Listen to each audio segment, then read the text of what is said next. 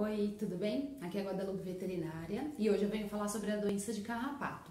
Todo mundo tem bastante dúvida sobre isso e eu vim falar hoje sobre hemoparasitoses. Elas são chamadas hemoparasitas porque elas são parasitas de sangue, então geralmente são protozoários e são transmitidas pelas picadas de carrapato. Pulga também tem uma parte disso, mas hoje eu vim especialmente falar sobre as doenças hemoparasitas transmitidas pelos carrapatos. A gente tem duas doenças principais, a Ehrlichia e a Babesia. É o que mais se fala, é o que mais a gente pega na clínica. Mas também a gente não pode deixar de considerar a Mycoplasma, a Rickettsia, que é a que faz a febre maculosa, que é uma zoonose e transmite para o ser humano, e o Hepatozoon, tá? A parte mais importante é que são doenças muito agressivas para os animais. Geralmente de diagnóstico difícil, e muitas vezes a gente não fecha o diagnóstico para o tratamento, porque os testes dão falso negativo. Então vamos começar do princípio. Os animais contaminados com essas doenças geralmente tiveram carrapatos em algum momento na vida. Tem animais que tiveram carrapato quando eram bebês e depois, quando adultos, esses cães apresentam essas doenças. Então a gente sempre tem que considerar o passado desses animais. A doença de carrapato tem três fases, a fase subclínica, a fase aguda e a fase crônica. Na fase subclínica o animal não tem sintoma, ele está contaminado, mas ele não tem sintoma. Na fase aguda ele pode apresentar febre, falta de apetite, tristeza, emagrecimento, às vezes acontecem manchas na pele, na mucosa, dentro da boca, ele pode ter sangramento, tanto xixi com sangue quanto sangramento pelo nariz, que é o que mais acontece. E alguns animais têm até convulsões, têm sintomas neurológicos, apatia, paralisias, artrite. Então tem vários sintomas inespecíficos, que pode ser tudo. Então quando o animal chega na clínica, a gente tem que ter esse diagnóstico diferencial na cabeça, mas a gente às vezes não consegue fechar naquele momento. E a fase crônica é quando o animal já teve uma cura da doença, mas ele está incubando aquilo lá. Então, clinicamente ele está curado, mas a doença está presente nele. E quando ele tiver um pico de imunidade baixa, a doença pode voltar a aparecer. Tem alguns diagnósticos para fazer.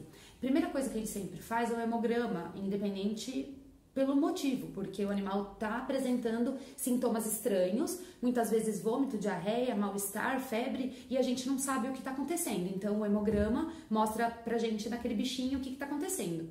No hemograma já tem algumas coisas características, mas não são em todos os animais. Então, geralmente a gente nos dá um alerta quando a gente vê anemia, quando a gente vê plaqueta baixa, quando a gente vê leucócitos baixos, que são as células de defesa, a gente percebe que pode ser uma doença de carrapato. E aí a gente pede exames a mais, que são exames de sorologia. Esses exames de sorologia, eles encontram anticorpos ou até os bichinhos mesmo, o antígeno, no sangue do animal. Qual é o problema? Tem vários tipos de testes e cada teste tem seus falsos positivos e falsos negativos. Então, assim, tem doença, por exemplo, a Ehrlichia, tem um teste rápido que é chamado SNAP. A gente faz e se der negativo, não significa às vezes que o animal está negativo. Não, significa que ele está numa fase da doença que o teste não pega mais. Tem o teste de PCR, tem o teste RIF, então geralmente o teste RIF é o teste ouro, assim, é o melhor teste que a gente tem para fazer para diagnóstico dessas doenças.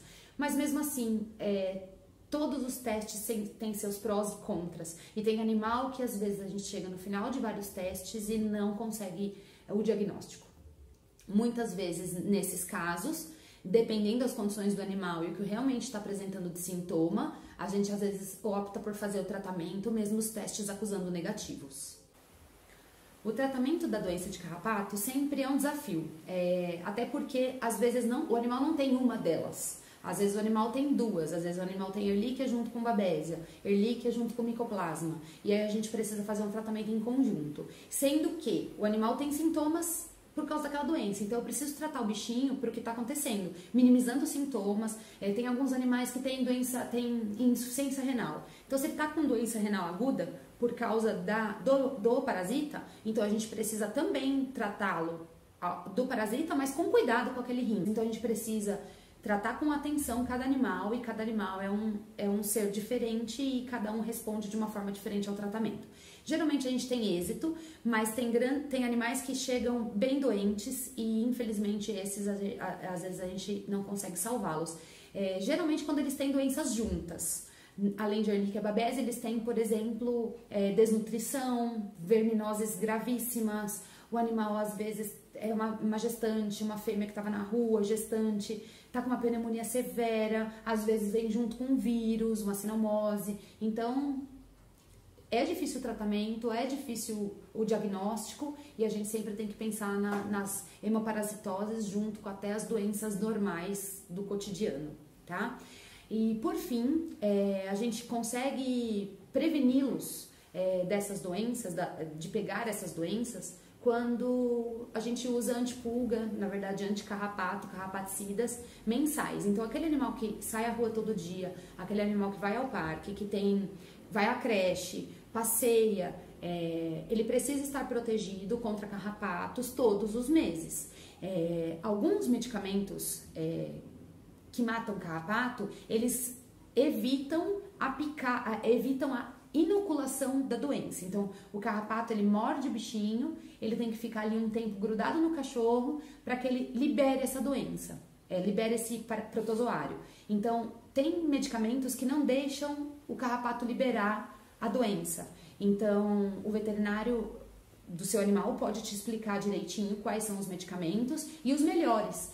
Tem medicamentos em pipeta, tem medicamentos em comprimido, tem banhos de tratamento, então a gente consegue estabelecer a melhor proteção para aquele animal. Então depende da vida que ele leva, depende da quantidade de pelo, depende quanto banho ele toma, se ele toma chuva, se ele está numa chácara ou se ele é de apartamento. Então cada animal precisa de uma prevenção diferente. Não tem como eu dizer aqui nomes de medicamentos, porque cada um a gente usa de uma forma diferente, tá bom? Eu espero ter explicado. Em outro vídeo eu vou falar sobre as diferentes formas de prevenir ectoparasitas, que são carrapatos e pulgas e tudo mais. E aí a gente pode discutir um pouco mais esse assunto sobre como prevenir os bichinhos deles, tá bom?